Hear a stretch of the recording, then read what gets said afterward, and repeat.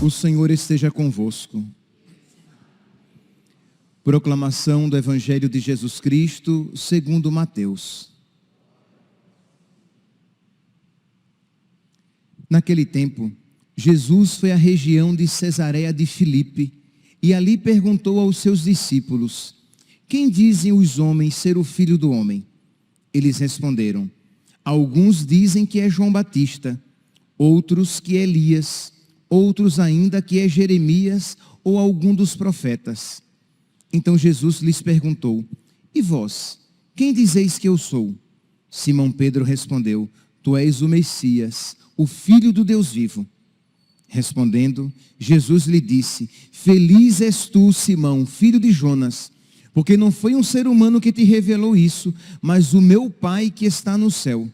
Por isso eu te digo que tu és Pedro, e sobre esta pedra construirei a minha igreja, e o poder do inferno nunca poderá vencê-la. Eu te darei as chaves do reino dos céus. Tudo que tu ligares na terra será ligado nos céus. Tudo que tu desligares na terra será desligado nos céus.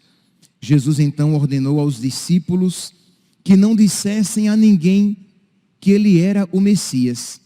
Jesus começou a mostrar aos seus discípulos que devia ir a Jerusalém e sofrer muito da parte dos anciãos, dos sumos sacerdotes e dos mestres da lei, e que devia ser morto e ressuscitar no terceiro dia. Então Pedro tomou Jesus à parte e começou a repreendê-lo, dizendo: Deus não permita tal coisa, Senhor, que isso nunca te aconteça. Jesus, porém, voltou-se para Pedro e disse: vai para longe, Satanás. Tu és para mim uma pedra de tropeço, porque não pensas as coisas de Deus, mas sim as coisas dos homens. Palavra da salvação.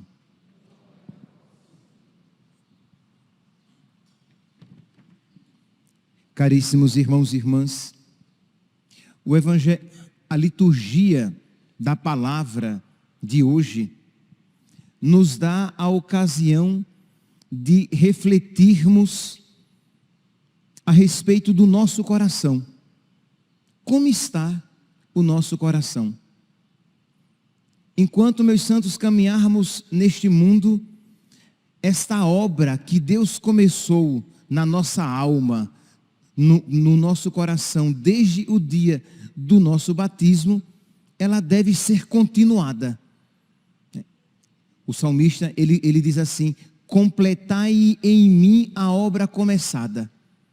Então esta obra precisa ser continuada, a cada dia recomeçada, para que nós tenhamos um coração como o coração de nosso Senhor. Como diz São Paulo: tende em vós os mesmos sentimentos de Cristo. No Evangelho de hoje, Jesus repreende Pedro, dizendo: tu és para mim uma pedra de tropeço, porque não pensas as coisas de Deus, não pensas como Deus, mas pensas as coisas dos homens, pensas como os homens. E a pergunta é: como é que nós pensamos?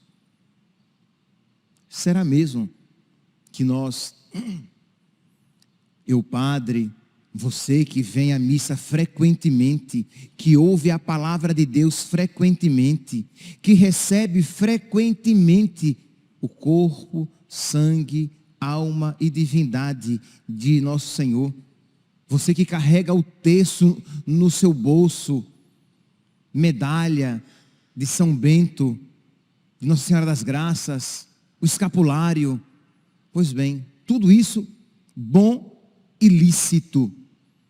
Mas será que você pensa como Deus? Será que você tem os mesmos sentimentos de Cristo no seu coração? Será que existe uma concórdia entre você e Deus? Ou uma discórdia? Ou a nós também serão devidas as mesmas palavras aplicadas a São Pedro? Tu pensas como os homens, não como Deus. Tu és para mim uma pedra de tropeço. Afasta-te, Satanás. Vemos aqui, estamos no capítulo 16, que São Pedro, ele começa bem. Jesus pergunta, no dizer dos homens, quem é o Filho do Homem? E São Pedro, movido por Deus, o próprio Jesus reconhece quando diz, não foi a carne e o sangue que te revelaram tal verdade, não foi um ser humano que te revelou isso, mas o meu Pai que está nos céus. Então foi Deus quem revelou aquilo a São Pedro. Ele foi movido por Deus. Mas imediatamente depois, ele estava sendo movido pelo diabo. Completar em mim a obra começada. Meus irmãos, peçamos e peçamos constantemente a Deus essa graça que Ele mova, que Ele habite no nosso coração como amigo e Ele mova os nossos pensamentos, sentimentos e ações.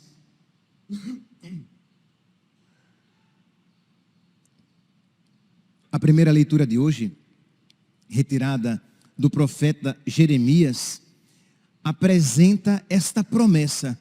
Deus promete que concederá, que realizará uma nova aliança em que Ele transformará os corações. Esta renovação, esta transformação ainda não foi completa em São Pedro, porque ela vai, digamos, chegar ao auge da sua ação com o envio do Espírito Santo, que não tinha ainda acontecido. Mas essa promessa feita a Jeremias é para nós. Deus já nos concedeu a nós esta graça prometida a Jeremias, de modo que a nós é possível ter os mesmos sentimentos de Cristo no nosso coração. A nós é possível viver em concórdia com Cristo.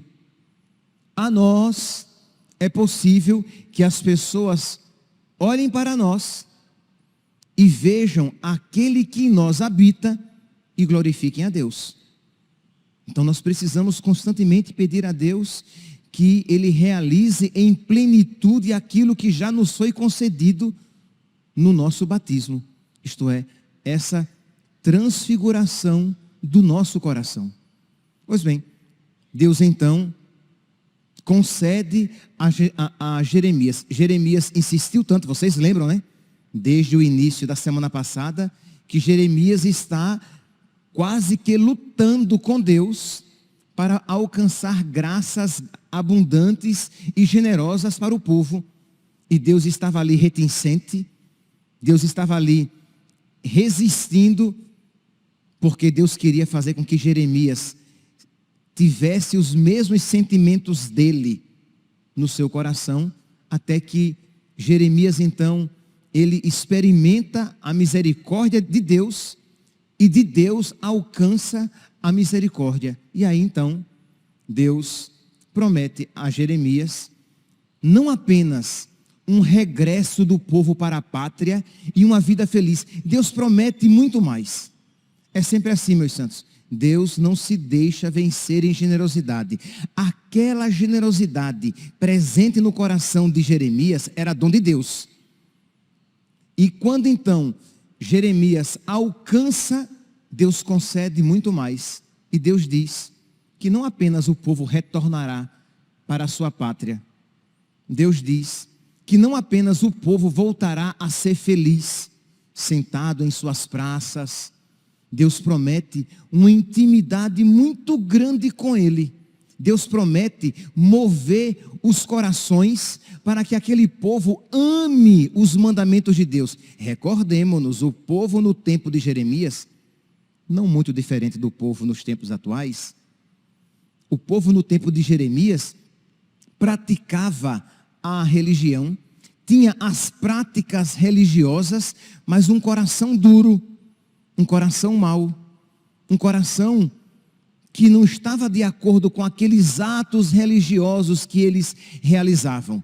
Eles ofereciam o sacrifício no templo, mas eles guardavam rancor, mágoa, eles estavam apegados ao dinheiro, eles pisavam uns nos outros para alcançar os seus objetivos. Realidades, infelizmente, presentes não poucas vezes entre nós. É só você parar um pouquinho e olhar para o seu coração e ver se existe mágoa, raiva, rivalidade, inveja, discórdia, falta de perdão presente no seu coração, alimentados, tais sentimentos alimentados pela sua anuência. Você sabe que aqueles vícios estão presentes e você não faz nada para combatê-los. Falta de paciência, palavras rudes, julgamentos temerários, maledicência, luxúria, todas essas realidades que destroem a imagem de Deus presente em nós. Pois bem, então Deus promete uma grande renovação. Eis que dias virão, diz o Senhor, em que concluirei com a casa de Israel e a casa de Judá uma nova aliança. Essa nova aliança, ela foi realizada com quem? Com Jesus. E ela alcança, digamos, a sua plenitude operativa com o derramamento do Espírito Santo sobre nós. Não como a aliança que eu fiz com os seus pais, quando os tomei pela mão para retirá-los da terra do Egito, e que eles violaram. Esta será uma aliança que concluirei com a casa de Israel. Depois desses dias, diz o Senhor, imprimirei minha lei em suas entranhas. Deus está prometendo que Ele vai imprimir em nós a sua lei. Isto é, que Ele vai imprimir em nós a sua vontade. Que Ele vai imprimir em nós os seus mandamentos. De modo que nós desejaremos a lei de Deus. Que nós desejaremos viver de acordo com os mandamentos de Deus. Que nós não iremos experimentar, isto é, a vontade de Deus como algo externo a nós. Isto é, Deus quer. Nossa, que pena, bem que Deus poderia querer diferente. Ah, aquilo é pecado, tá bom, eu não vou fazer. Mas bem que aquilo poderia não ser pecado para eu fazer aquilo. Às vezes você experimenta isso. Pois bem, Deus está prometendo que Ele concluirá uma nova aliança, em que Ele mudará os nossos sentimentos. E isso nos é possível quando você escuta a palavra. Você pode e deve pedir: Senhor, muda o meu coração para que eu ame a Tua palavra.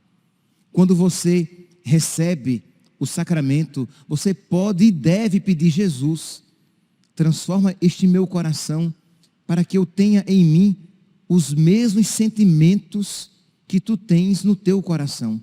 Quando você conhece a vontade de Deus sobre a sua vida, mesmo que seja uma vontade difícil, você diz: Senhor, eu quero não apenas obedecer e viver de acordo com a Tua vontade. Eu quero amar e amar muito a Tua vontade. Quando você pratica uma penitência, quando você pratica um ato de caridade, você pode e deve pedir: Senhor, transforma este meu coração para que eu ame a Tua vontade. Porque a promessa de Deus é essa: imprimirei minha lei em suas entranhas, e hei de inscrevê-la em seu coração. Isto é, Deus vai imprimir, Deus vai entalhar, Deus vai inscrever, né? Deus vai marcar com uma impressão as suas palavras no nosso coração, de modo que fazer a vontade de Deus vai ser o nosso prazer. De modo que obedecer a Deus e viver os seus mandamentos será uma necessidade, não apenas uma obrigação exterior.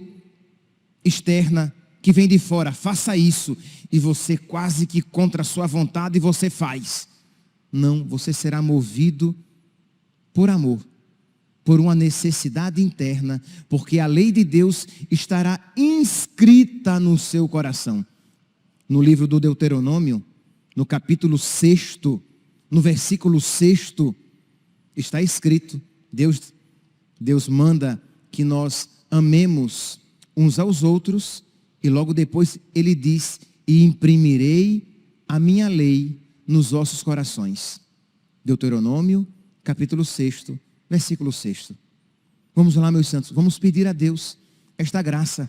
Esta graça, ela não só é possível, mas ela é desejada por Deus. Deus quer que nós amemos a sua palavra, porque seria muito triste que a nós só nos fosse possível, isto é, obedecer a Deus quase que forçosamente, como um escravo obedece o seu senhor com medo do chicote. Não, Deus quer que nós o obedeçamos como amigo. Deus quer que nós digamos, a lei do Senhor Deus é perfeita. A lei do Senhor Deus alegra a minha alma. A lei do Senhor Deus é boa e eu a experimento como tal. Estamos hoje celebrando a memória de São Domingos de Gusmão, e alguns escritos da ordem dos pregadores, né, que ele fundou, os dominicanos, tem um escrito que fala um pouco sobre ele, e que eu irei ler aqui, e a gente pode ver o quanto era um homem tomado por Deus, o quanto era um homem movido por Deus. Não era apenas alguém que fazia exteriormente a vontade de Deus, mas era alguém transformado interiormente, de modo que todos aqueles que com ele se encontravam-se com o próprio Deus. E isso na vida de São Domingos é para nós. Isto é, as pessoas precisam se aproximar de nós e se encontrar com aquele que habita em nós. Mas o que é que às vezes acontece? As pessoas se aproximam de nós e se encontram com uma pessoa mal-humorada, se encontram com uma pessoa maledicente, se encontram com uma pessoa cheia de rancores, se encontra com uma pessoa movida simplesmente pelas suas paixões e imperfeições, se encontra com uma pessoa que está totalmente apegada aos seus pecados veniais, e pior ainda, às vezes, até mesmo com pecados mortais. Mas aquela pessoa vai à igreja, aquela pessoa participa da missa frequentemente, aquela pessoa se confessa, aquela pessoa traz o nome de Jesus na boca, mas não o traz no seu coração. Então nós precisamos, olhando para o nosso coração, ver em que pé está a obra de Deus na nossa vida, para que não aconteça a nós, no fim da nossa vida, o que aconteceu a Pedro, pelo menos no início da sua caminhada com Deus. Afasta-te de mim, Satanás. Tu pensas como os homens, não como Deus. Pedro, pelo menos, ouviu isso no início da sua caminhada. Imagina, livre-nos Deus, ouvir isso, nós, no dia do nosso juízo. Tem aquela parábola das virgens que diz que vão lá e batem a porta, e o Senhor diz, eu não vos conheço, crê em Deus Pai. Mas elas conheciam o Senhor? Sim, elas conheciam, mas elas conheciam exteriormente, não conheciam interiormente. Então é pedir a Deus esta graça. Antes de ler aqui esse trecho tão bonito sobre São Domingos, pedir a Deus esta graça, dessa transformação interior, dessa moção interior, dessa ação interior do Espírito Santo, de modo que nós sejamos também e principalmente interiormente aquilo que parecemos exteriormente, porque o povo no tempo de Jeremias ia ao templo.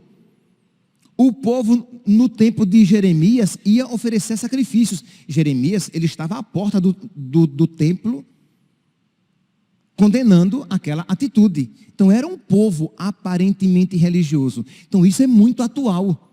Essa palavra é para nós, igrejeiros. Essa palavra é para nós que praticamos a religião. Por quê? Porque existe aquela tentação e o diabo fica muito feliz quando nós nos atemos a ela, quando nós nos apegamos à exterioridade e esquecemos que por dentro há muita podridão, há muita doença, há muita realidade que precisa ser modificada. As pessoas precisam encontrar dentro de nós aquilo que exteriormente nós apresentamos, e era isso o que acontecia com São Domingos. Diz aqui em um dos seus escritos, em um dos escritos a respeito dele. Domingos possuía tão grande nobreza de comportamento e o ímpeto do divino fervor tanto o arrebatava que sem dificuldade era reconhecido como vaso de honra e de graça. Isto é, todos aqueles que dele se aproximavam viam que ele era um vaso de honra e de graça. Era um homem abençoado. Era um homem cheio de Deus. Era um homem cheio do Espírito Santo. Ele não era escândalo. Ele não era pedra de tropeço para ninguém. Muito pelo contrário. As pessoas encontravam Deus nele. Imagine, meus santos, se nós fôssemos assim. Deus lá na repartição. Deus na sua casa. Deus na sala de catequese. Deus pregando a palavra. Isto é, pessoas, homens e mulheres tão unidos a Deus, que quando nós nos encontramos com tais pessoas, é com Deus mesmo que nós nos encontramos. Mas o que foi que aconteceu com Pedro? Com quem foi que Jesus se encontrou em Pedro? Com o diabo. Afasta-te, Satanás. Então, ter este cuidado. Então, precisamos suplicar e precisamos trabalhar o nosso interior. Ou melhor, precisamos deixar que Deus trabalhe o nosso interior. Continua. Domingos possuía serenidade de espírito extremamente constante, a não ser que a compaixão e a misericórdia o perturbassem. Então, era um homem pacífico, era um homem sereno, era um homem que transmitia paz a todos os lugares em que ele chegava, a todas as pessoas com quem ele se encontrava. Você é assim? Você tem sido assim na sua casa? Ou tem sido um demônio de perturbação? Quando você chega à sua casa, é com gritaria, é com reclamação, é com agitação, é loquaz demais, isto é, uma pessoa também incapaz de silêncio. Quem tem sido você? Continua. E visto que o coração feliz alegra o semblante, revelava exteriormente a serenidade do homem interior pela benignidade visível e alegre do rosto. Isto é, as pessoas que olhavam para o rosto dele viam como ele era feliz, porque ele era plácido, ele era sereno, ele era manso, ele transparecia no seu semblante aquilo que ele trazia dentro de si. Então nós precisamos, meus santos, pedir a Deus esta graça, porque é um testemunho. Você prega o evangelho sem abrir a boca, com a sua presença, com o seu testemunho de vida, com a sua postura no seu trabalho, entre os seus amigos, lá no seu condomínio, na sua família. Você não prega o evangelho por palavras, mas prega com a própria vida, com a sua própria postura. Em toda parte, mostrava-se homem evangélico por palavras e atos. Durante o dia, com os irmãos e amigos, ninguém mais simples, ninguém mais agradável. Isto era um homem agradável, era um homem simples, que todos gostavam de com ele estar. À noite, ninguém mais vigilante, ninguém mais insistente de todos os modos na oração. Então, de dia, um homem amigo que lidava com todos, à noite, um homem vigilante e um homem de oração. Peçamos, meus santos, peçamos a Deus, iluminados por esta palavra, que Ele transforme o nosso coração, que Ele complete em nós a obra começada, para que nós não pensemos como os homens, mas pensemos e hajamos como Deus. Louvado seja nosso Senhor Jesus Cristo, para sempre seja louvado.